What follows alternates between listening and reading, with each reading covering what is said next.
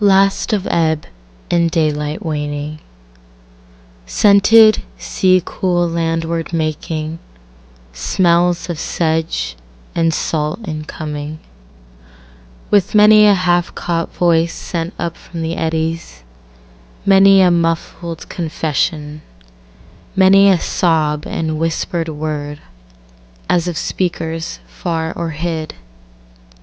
How they sweep down and out, how they mutter, poets unnamed, artists greatest of any, with cherished lost designs, love's unresponse, a chorus of ages' complaints, hope's last words, some suicide's despairing cry, away to the boundless waste and never again return.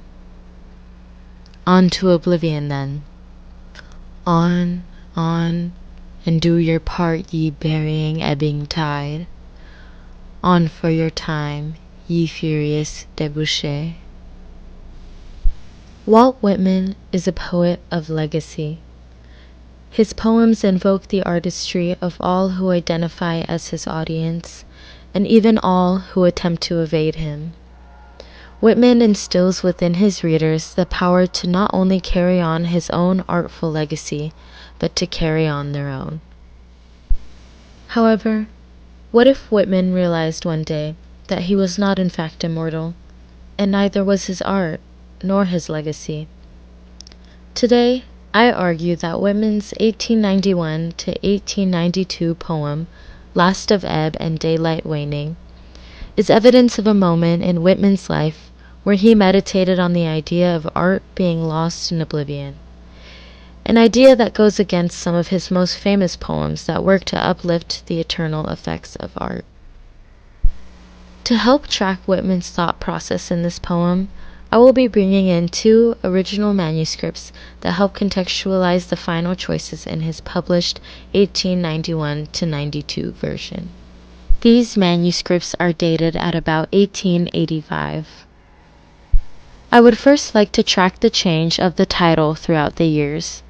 If we go back to one of Whitman's very first manuscripts of this poem, we can see that it was originally titled At the Mouth of the River. This original title gives us a setting to help place the thoughts and actions of this poem.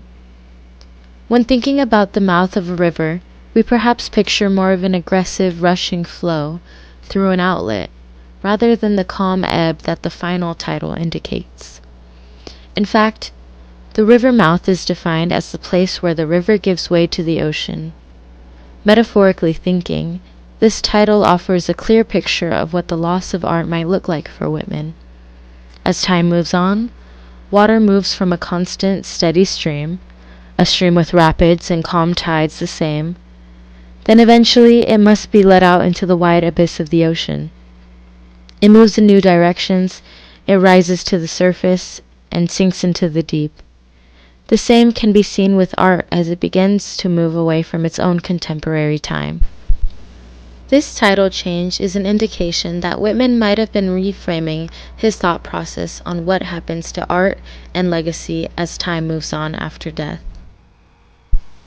Whitman's language changes throughout his iterations also tell us much about his feelings towards this sentiment as time passes. Overall, we see a softening of connotations as he becomes more democratic and open-ended with his word choice. For example, Whitman removes specific groups in favor of more general demographics. Old manuscripts show the phrases hopes of youth and pride of manhood.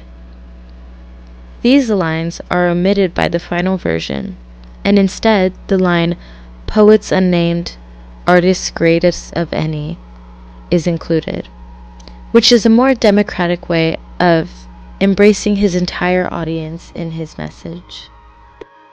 Older manuscripts also show more severe use of language. For example, the phrase, hope's last bitter words, was eventually changed to simply, hope's last words. Similarly, suicide's despair's beguiling cry was eventually softened to suicide's despairing cry. These specific word changes lead us to believe that over time, Whitman felt less betrayed by the idea of Oblivion claiming his art and his legacy. Intriguingly, he also changes the word shrouding in one of the final lines, ye shrouding waves, in exchange for burying, ye burying ebbing tide. This change is an indication that Whitman later believes that even though art can be swept away into the unknown, it is only buried, not shrouded. There is still the potential for it to be dug up or uncovered once again. The final word of the poem, débouché, is especially interesting, as it is the only factor that is consistent across all iterations. Scholars of the Whitman Archive detail how often Whitman borrowed from various languages to be democratic in his writing, to truly show that he wanted to embrace all cultures and walks of life. He borrowed from the French particularly often. This final inclusion is most interesting because of the fact that Whitman never seems to spell the word right, foregoing the first accent on the first E of the word. Therefore, he makes the word essentially meaningless if we were being very nitpicky. This is a wonderful representation of how Whitman's art goes beyond even what he expects. In this context, he is being incredibly intentional with this word in hopes that it ends the poem on the exact feeling that he wants it to. However, some scholars would say that he ends it on a word that does not even exist. Besides this misspelling, the linguistic use of débouché is incredible as a final word for a poem such as this. It is essentially another word for an outlet of sorts. This is more context for the first title, At the Mouth of the River. When we say the word débouché, it does not necessarily carry on the flow of the poem in its entirety, nor the lines it is attached to. However, it does contain a very specific flow in itself. With this poem representing the loss of art as it is swept away in the tides of time, Whitman forces us to linger one more second with this final word. This word fills our mouths as we say it, takes time for us to say it, and echoes the whooshing sound of distant waves as we hear the sibilance of débouché. Scholars point out that Whitman consistently uses bodies of water to mark a moment of revelation. Specifically, he uses spaces of liminality, like where the ocean meets the land. Where can we find these in-between spaces in this poem? Well, as we covered before, the manuscripts tell us that this poem focuses on the liminal space of the river meeting the sea.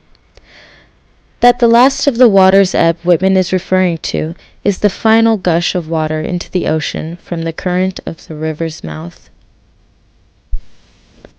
Within this liminal space, I believe that Whitman is consistently wrestling with his feelings towards the legacy and ephemerality of art, existing within and separate from each other.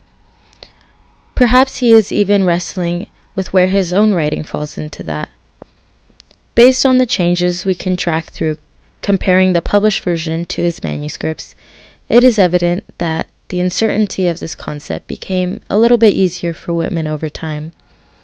This is proven through his title changes and the softening of his word choice throughout the iterations. I would like to know what you think. Is the last ebb of an era's art a moment of true finality? Or is the presence of the ocean a guarantee that art is never really lost? Maybe it is simply buried beneath the deep, and maybe it is waiting to rise to the surface.